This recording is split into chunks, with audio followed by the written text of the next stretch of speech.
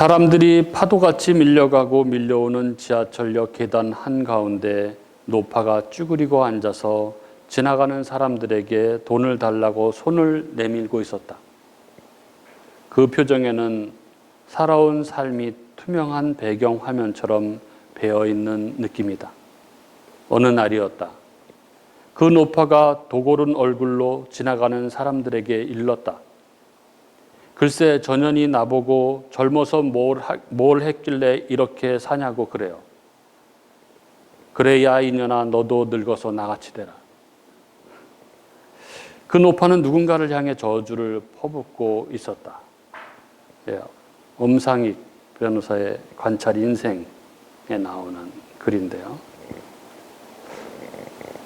이 글을 읽는데 욕이 너무 입에 착 달라붙어가지고 저도 당황스러웠는데 이게 왜 이렇게 착착 달라붙는지 모르겠어요. 예.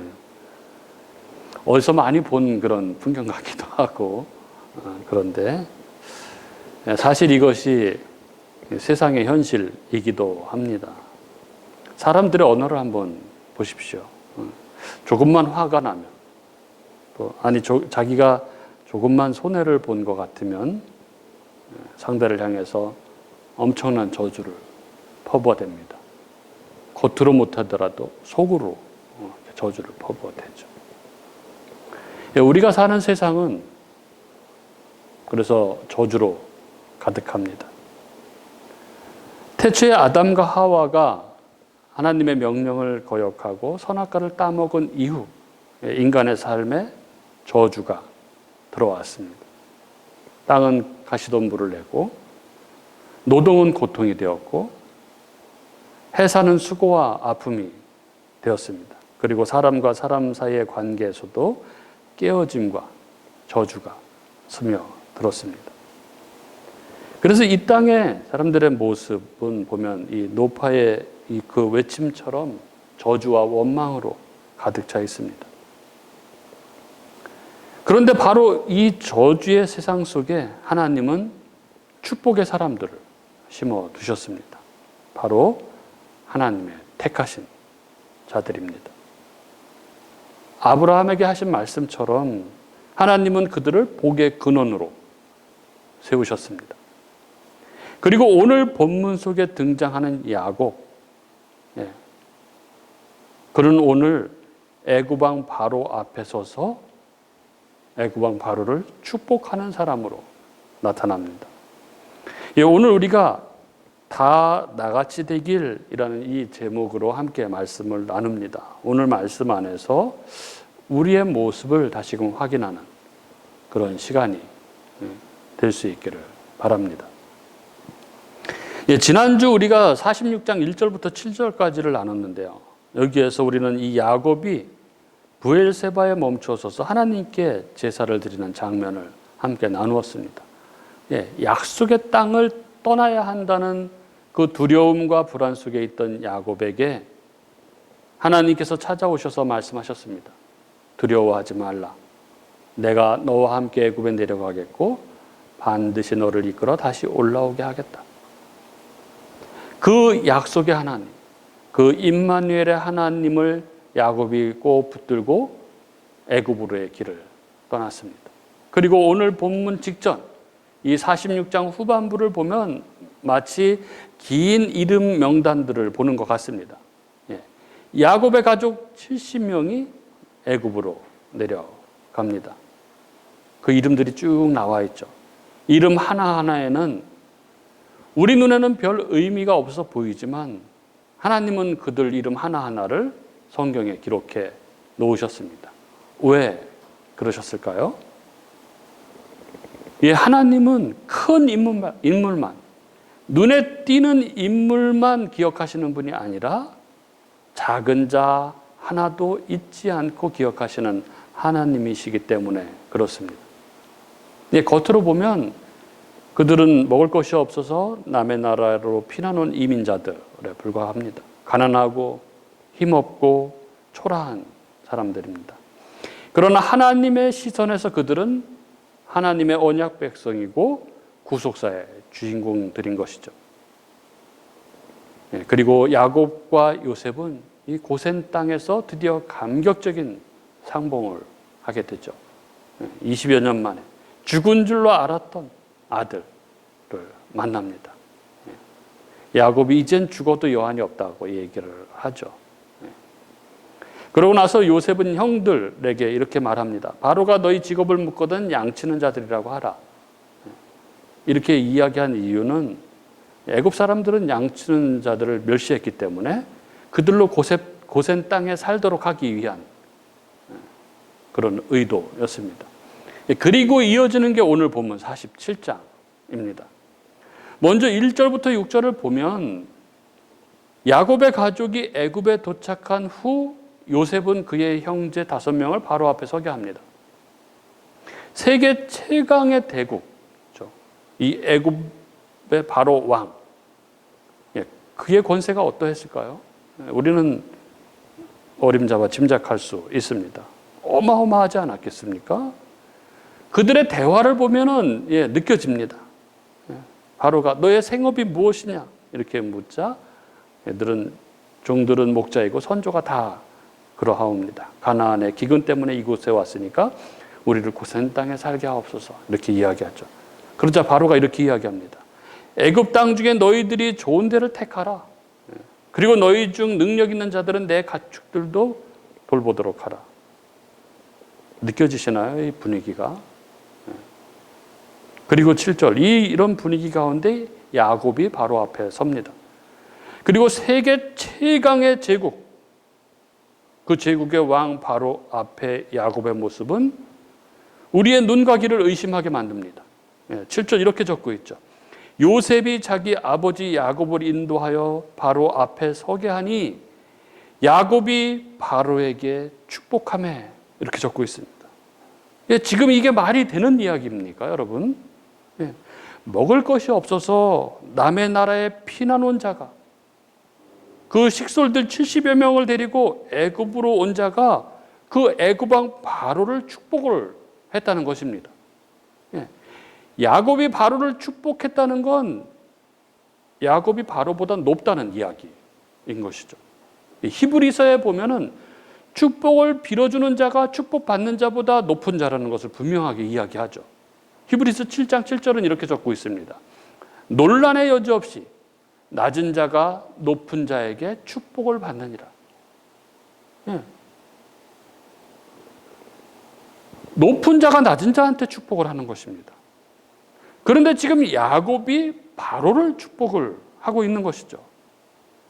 앞서 말씀드린 대로 이들은 목자입니다. 애굽 사회에서 목축업은 멸시를 받는 아주 천한 직업입니다. 쉽게 말하면 손에 흙 묻히고 짐승 냄새를 풍기면서 살아가는 사람들인 것이죠. 게다가 그들은 먹을 것이 없어서 흉년을 피해서 이주해온 난민들입니다. 요즘 표현으로 치면은 지금 이집트 국경을 넘어서 온 난민 신청자들인 것이죠. 그래서 당장 자기들 생존을 위해서 먹을 것을 요청해야 하는 그런 처지입니다.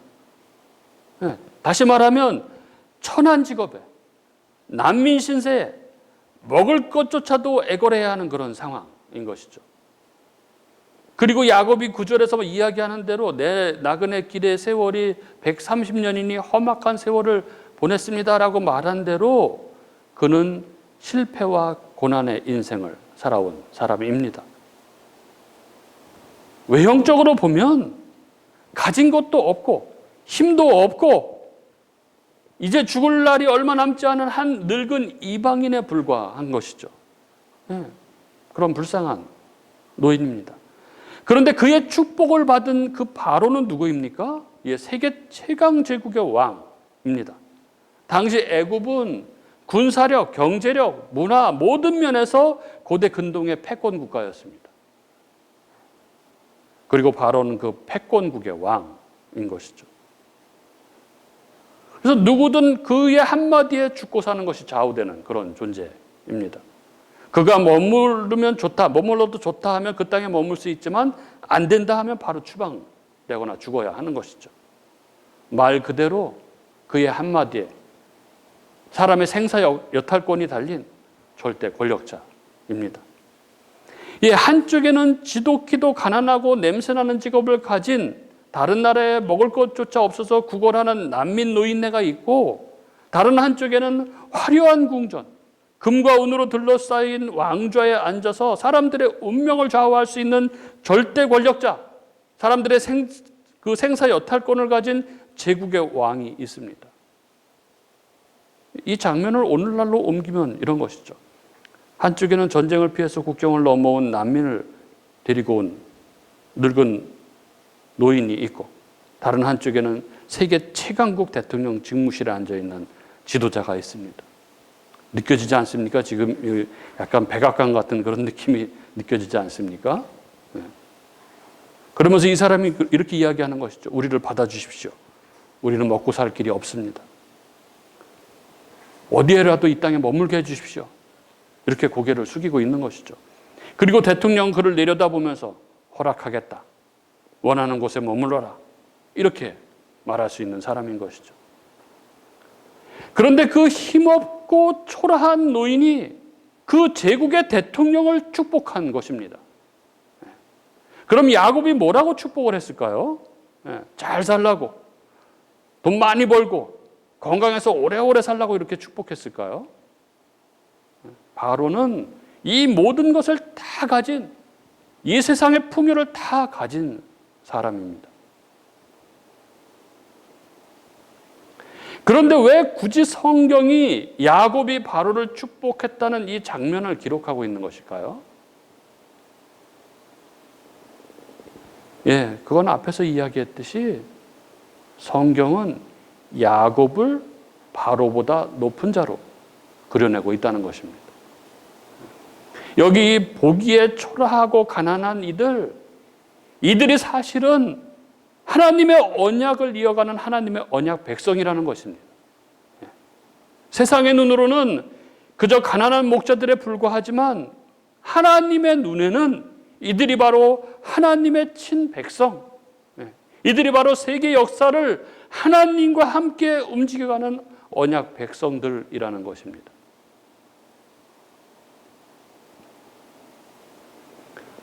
이 장면을 묵상하면 묵상할수록 참 얼마나 어마어마한 장면인지 모르겠습니다. 그리고 나 자신이 얼마나 부끄러워지는지 모르겠습니다. 여러분은 어떠십니까? 여러분, 세상에서 우리가 살아갈 때 우리가 어떤 존재, 우리가 어떤 자리에 서 있는지 우리는 그것을 분명히 알고 살아가고 있습니까? 우리는 그렇지 못한 경우가 너무 많지 않습니까? 회사에서 회장님 앞에서, 사장님 앞에서 주눅이 들고, 정치인을 만나면 혹은 유명 연예인이나 돈 많은 사람을 만나면 왠지 초라하게 느껴지고,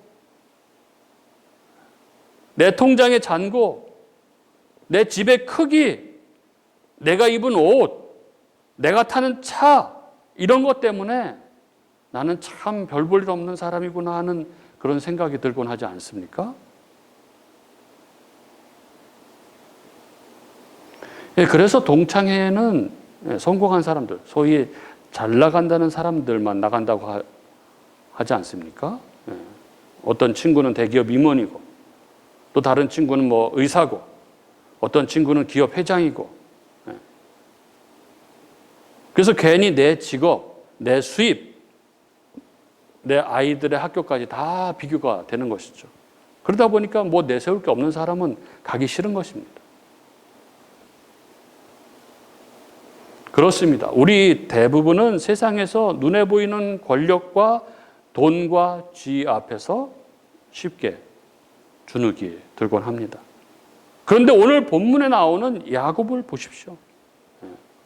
그는 가진 것도 없고 초라한 노인에 불과합니다.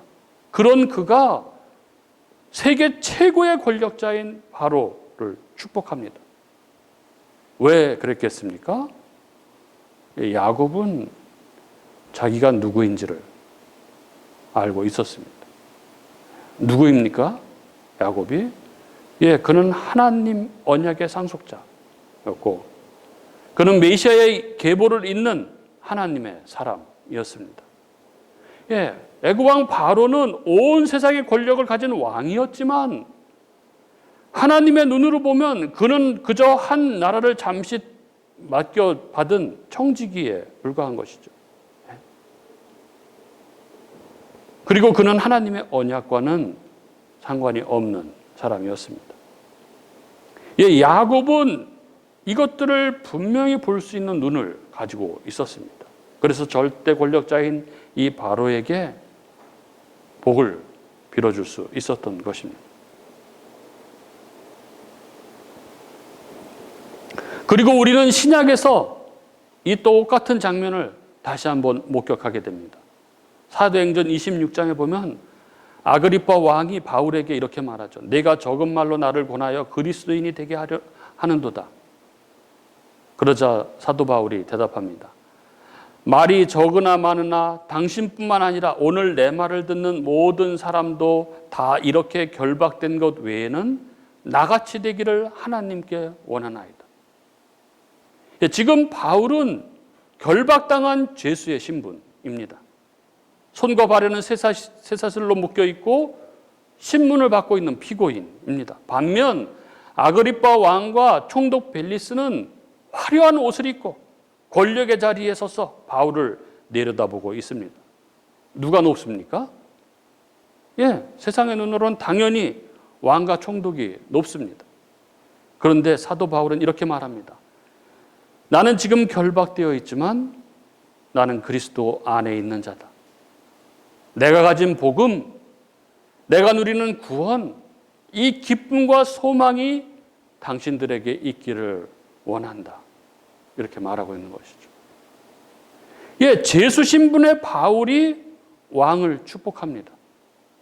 묶인 자가 자유로운 자를 축복합니다. 아무 가진 것이 없어 보이는 자가 모든 것을 가지고 있는 자 같은 일을 축복합니다. 왜 그렇습니까? 바울이 이렇게 담대할 수 있었던 이유, 그것은 그가 생명을 살리는 복음을, 그가 부활하신 예수 그리스도를, 그가 영원한 생명을 소유했기 때문입니다. 복음은 세상의 권세와 비교할 수 없는 능력입니다. 여러분, 그리스도 안에 있는 자가 진짜 부유한 자, 그가 진정 자유인이고 그가 진정 권세자입니다. 세상의 눈으로는 왕이 바울을 불쌍히 여기는 것이 맞습니다. 그런데 바울은 왕과 총독을 불쌍히 여깁니다. 왜냐하면 복음이 없는 그들이 실은 가난한 사람이고 복음 안에 있는 죄수, 그들이 진짜 부유한 사람들이기 때문에 그런 것이죠. 사랑하는 우리 교우 여러분, 우리는 세상에서 어떤 모습으로 서 있습니까? 우리가 세상 권력자 앞에서, 혹은 돈 많은 사람 앞에서, 혹은 세상의 화려함 앞에서 주눅들고 초라하게 느끼고 있지는 않습니까? 예, 그럴 수 있습니다. 그러나 기억하십시오. 내가 분명 복음을 가졌다면, 내가 분명 하나님의 백성이 분명하다면 나는 부러울 게 없는 사람입니다. 나는 하나님 앞에 존귀한 사람입니다. 성도는 세상 앞에서 주눅들고 움츠려드는 자가 아니라 오히려 담대히 세상 앞에 서서 세상을 축복하는 사람들인 것이죠. 그런데 왜 성도들은 그렇게 살아가지 못하는 것일까요? 왜 야곱처럼, 왜 바울처럼 살아가지 못하는 것일까요? 그것은 첫째, 내가 누구인지에 대한 분명한 정체성이 없기 때문에 그렇습니다. 야곱이 바로 앞에서 주눅들지 않았던 이유는 자신이 하나님 언약 백성이라는 분명한 정체성 때문이었습니다.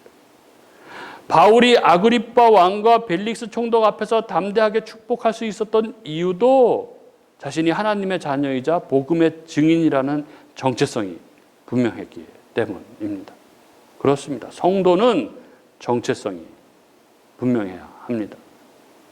나는 세상의 기준으로 살아가는 사람이 아니라 하나님의 기준으로 살아가는 사람이다. 나는 왕 같은 제사장이다라는 이 확고한 믿음이 있어야 하는 것이죠. 그때 우리는 주눅들지 않고 어디서나 당당할 수 있는 것입니다.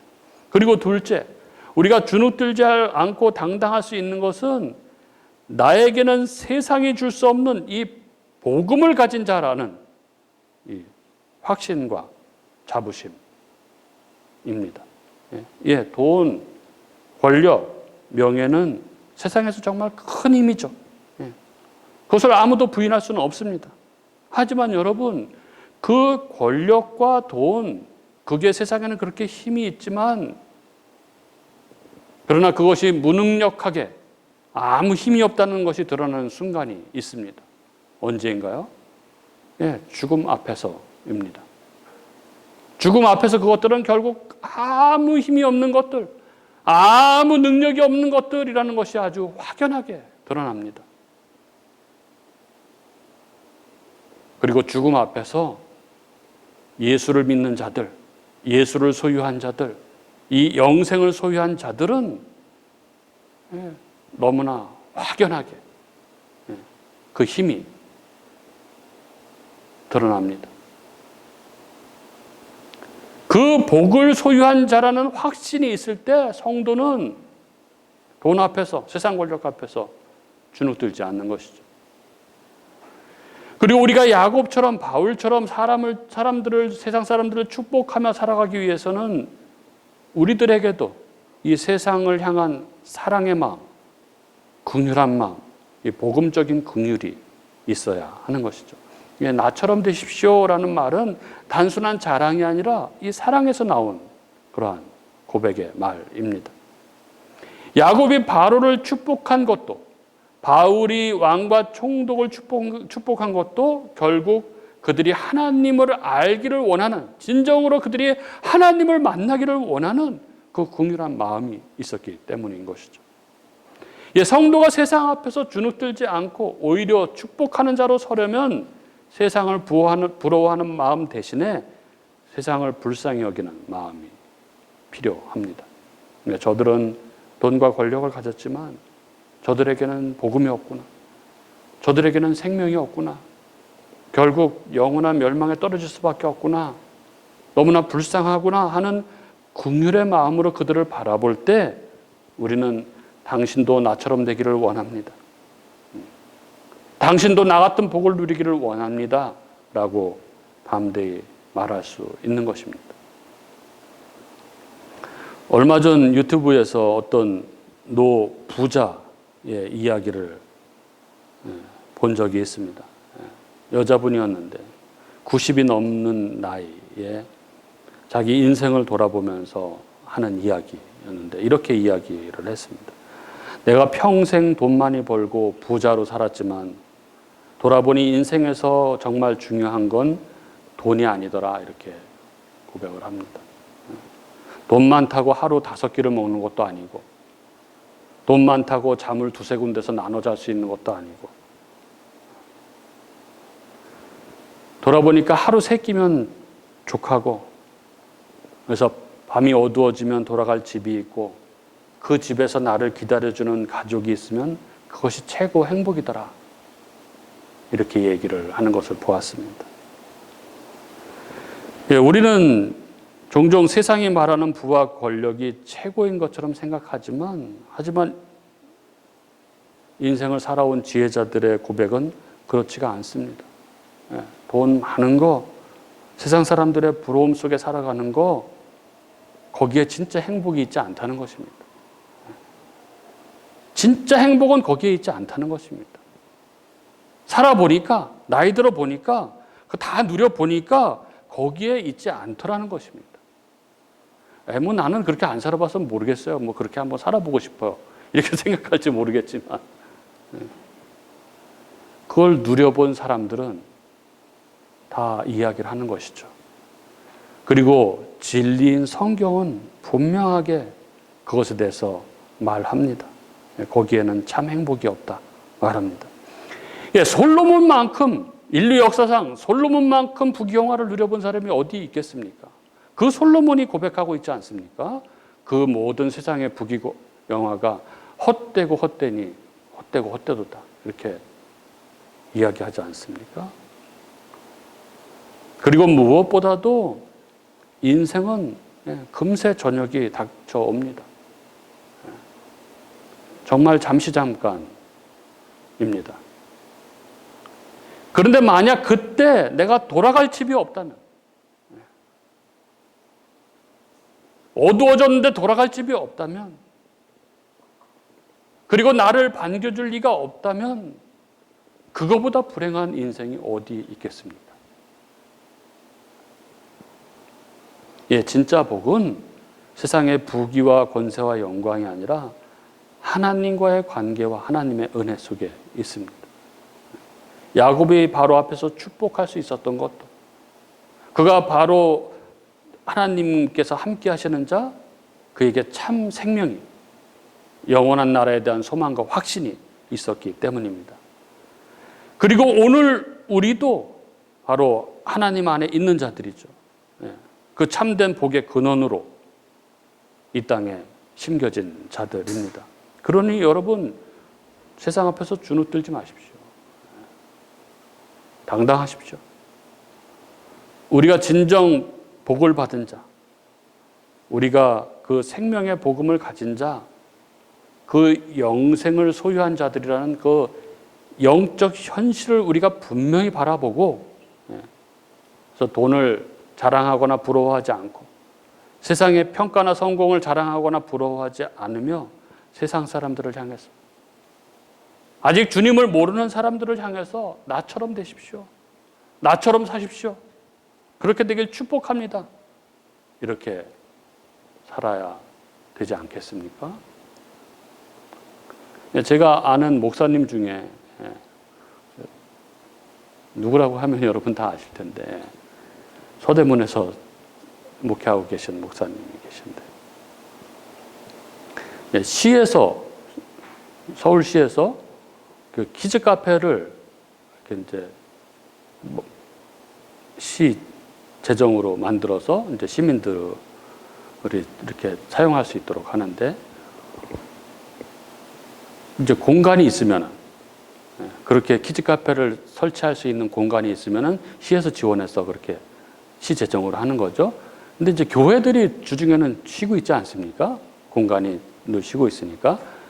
이제 그 교회가 그러한 공간으로 이제 선정이 된 것이죠.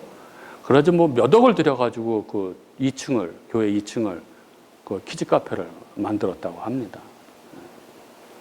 그래서 이제 첫 이제 오픈하는 날, 그날 이제 다 모여서 시청 사람들, 구청 직원들, 뭐 시민들, 교인들 다 모여서 이제 행사를 하는데 목사님한테 축사를 부탁을 했다는 거예요. 그래서 목사님이 고민을 했답니다. 어떤 말을 전할까? 그러다가 이 사도행전 26장 이 부분이 생각났다는 거예요. 그래서 그렇게 축사를 했다고 합니다. 다 나처럼 되십시오. 자기는 돌이켜보니까, 목사님이 돌이켜보니까 자기 인생은 예수 만나서 너무 행복해졌다는 거예요.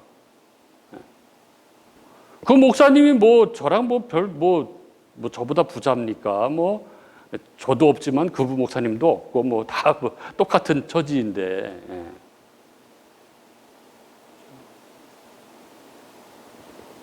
내 인생이 예수 만나서 진짜 행복해졌다. 그 생각이 들더라는 거예요. 그래가지고 그 시청 직원들과 구청 직원들, 시민들이 있는 앞에서 여러분들 다 나처럼 되십시오.